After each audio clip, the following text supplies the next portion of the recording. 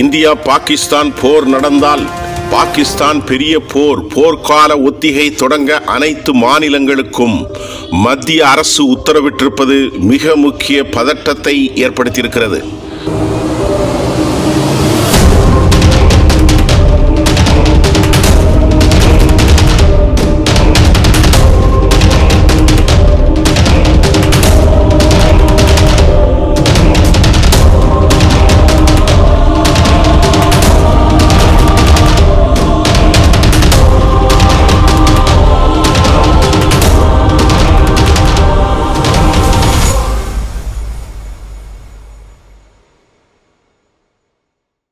இந்தியாவிற்கும் பாகிஸ்தானுக்கும் இடையே பெரும் பதட்டம் நீடித்து வருகிறது.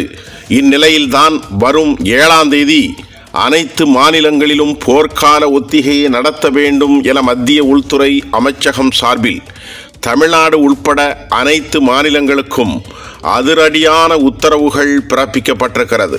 இந்த உத்தரவின் பின்னணி என்ன, எப்படி நடக்கும் என்பது பற்றி நாம் தெரிந்து கொள்ள வேண்டும். கடந்த மாதம் 22ஆம் தேதி ஜம்மு காஷ்மீரின் பஹல்காமில் பயங்கரவாதிகளின் தாக்குதல் நடத்திய சுற்றுலா 26 சுற்றுலா பயணிகள் படுகொலை செய்யப்பட்டார்கள். இந்த கோர தாக்குதலுக்கு பாகிஸ்தான் ஆதரவு பயங்கரவாத அமைப்பான தி ரெசிஸ்டன்ஸ் ஃப்ரண்ட் பொறுப்பேற்றுள்ளது. இதற்கு பதிலடி கொடுக்க இந்திய வீரர்கள் தீவிரமாக தயாராகி வருகிறார்கள். பிரதமர் மோடி முப்படையின் தளபதிகளுடன் அடுத்தடுத்த முக்கிய ஆலோசனைகளை மேற்கொண்டு வருகிறார். முப்படைகளும் போர் பயிற்சிகளை தொடங்கியுள்ளன. அதோடு பாகிஸ்தான் காஷ்மீர் எல்லையில் இராணுவ வீரர்கள் குவிக்கப்பட்டுள்ளார்கள். இதனால் விரைவில் பாகிஸ்தானுக்கு இந்தியா உரிய முறையிலே பதிலடி கொடுப்பது ஏறக்குறைய உறுதியாகி இருக்கிறது. இந்நிலையில் மத்திய அரசு சார்பில் தமிழ்நாடு உள்பட அனைத்து மாநிலங்களுக்கும் 5ஆம் தேதி மிக முக்கியமான அறிவுரை ஒன்று வழங்கப்பட்டுள்ளது. வரும் 7ஆம் தேதி நாளை நாடு முழுவதும் போர்க்கால ஒத்திகை பயிற்சியை மேற்கொள்ள வேண்டும் என்றும் மத்திய உள்துறை அமைச்சகம் சார்பிலே அதிரடியாக உத்தரவிடப்பட்டுள்ளது. வரும் 7ஆம் தேதி போர்க்கால ஒத்திகை பணிகளை மேற்கொள்ள வேண்டும். வான்வெளி தாக்குதல் தொடர்பான சைரன் ஒலி எழுப்புவது சரியாக வேலை செய்கிறதா என்பதை சோதித்து பார்க்க வேண்டும். போர் ஏற்பட்டால் என்ன செய்ய வேண்டும் என்பது பற்றி மக்கள் மற்றும் மாணவர்களுக்கு அறிவுரை வழங்க வேண்டும். கிராஸ் பிளாக் அசட் நடைமுறை பற்றி சொல்லிக் கொடுக்க வேண்டும்.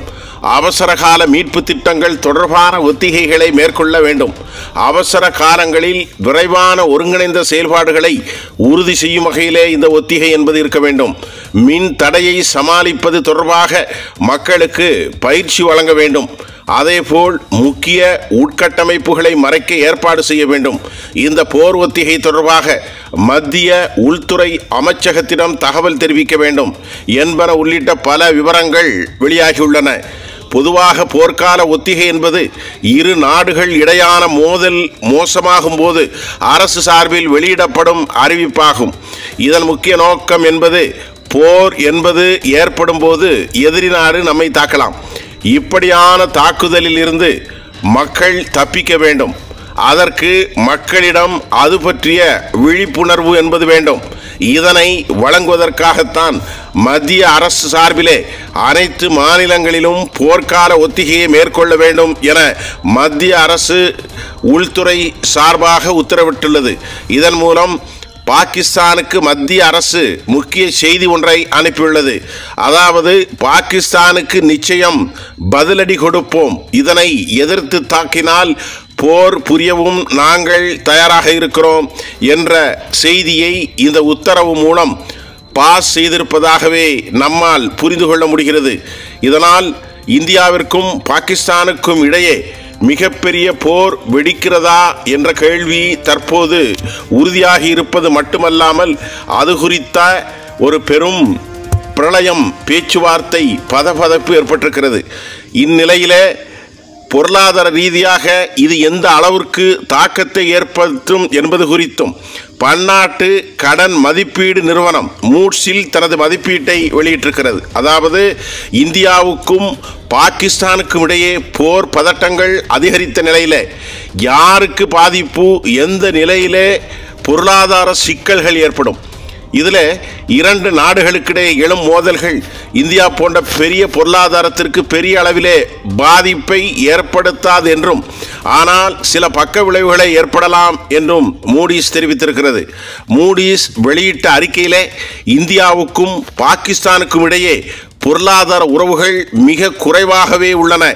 எனவே நிலவும் பதட்டங்கள் இந்தியாவின் வளர்ச்சி பாதைக்கு தடையில்லாமல் இருக்கக்கூடும். இருப்பினும் பாதுகாப்பு தொடர்பான செலவுகள் அதிகரிப்பது நாட்டின் நிதி ஒழுங்குமுறையை மிகவும் மெதுவாக்கும் அல்லது ஸ்லோ என்று சொல்லக்கூடிய அது மந்த நிலை ஏற்படுத்தும்.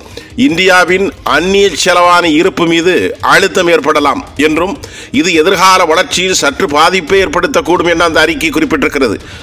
மாறாக பாகிஸ்தானுக்கு இதன் விளைவுகள் கடுமையாக இருக்கலாம் என்றும் மூடிஸ் கணித்துள்ளது. பாகிஸ்தானின் தற்போதைய பொருளாதார மேம்பாடு சர்வதேச நாணய நிதியம் வழங்கிய நிதியுதவியால் சற்று மேம்பட்டுள்ளதால் அந்நிய செலவாணி இருப்பு உயர்ந்துள்ளதாலும் தெரிகிறது. ஆனால் தொடர்ச்சியான பதட்டங்கள் பாகிஸ்தானில் நிதி ஒருங்கிணைப்பையும் கடன் திருப்பி செலுத்தும் திறனையும் பெரிதும் பாதிக்கும் என மூடிஸ் எச்சரித்துள்ளது. இந்நிலையிலே பாகிஸ்தானுக்கு மூடிஸ் CAS2 என்னும் குறைந்த மதிப்பீட்டையும் இந்தியாவுக்கு BA3 என்னும் தொடர்பு நிலை மதிப்பீட்டையும் வழங்கியிருக்கிறது. இது இந்தியா தற்போதைக்கு பொருளாதார ரீதியாக சீரான நிலையில் இருக்கிறது என்பதை சுட்டிக்காட்டுகிறது. இருப்பினும் பாதுகாப்பு சூழ்நிலை மேற்பட்ட இந்திய நடவடிக்கைகளை தீவிரப்படுத்த வேண்டும் என நிபுணர்கள் கடுமையாக எச்சரிக்கை செய்திருக்கிறார்கள்.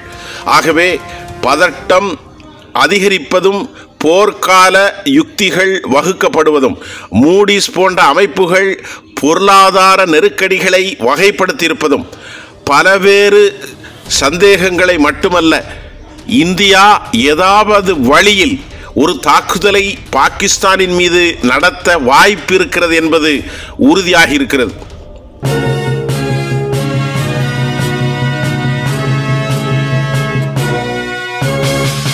உடனுக்குடன் அப்டேட் தெரிந்து கொள்ள ஜெம் டிவி தமிழ் ஆப்பை இன்ஸ்டால் செய்யவும்.